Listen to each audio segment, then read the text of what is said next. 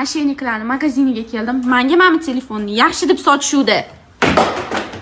Nima bo'ldi? Tinchlikmi? Telefoningiz umuman ishlamas ekan, qotib qolyapti. Yaxshiroq telefonga almashtirib bering. Shunaqa demaysizmi? Hozir maski.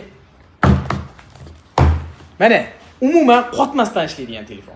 Poco modelini Hyper OS sistemasida ishlaydigan yana bitta kuchli modeli. Poco C75. Smartfonni narxini videoni oxirida aytib o'taman. Ishoning, bu modeldan keyin Poco'ga muhabbatingiz yana ham ortib ketadi.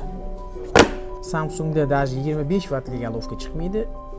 Poco'da 33 vatli galovkasi chiqadi. Smartfon budjetli modellar sirasiga kiradi va sovg'a uchun juda ham chiroyli. Dizaynga keladigan bo'lsak, 3 xil rangda ishlab chiqarilgan Redmi 14C modelini eslatib yuboradi. Smartfon 2 xil xotirada 6 ga 128 va 8 ga 256 GB xotiralari mavjud.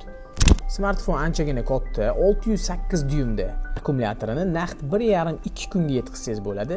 5160 mAh akkumulyator va 50 megapiksellik kamera o'rnatilgan. Smartfonga 8 yadrli 2024-yilda ishlangan G81 Ultra chiplari o'rnatilgan. Smartfonning narxi atiga $149. Bunaqa chiroyli modellarni faqat Mobile Bro.uz do'konlaridan 12 oygacha Nasiya savdo orqali ham xarid qilsangiz bo'ladi.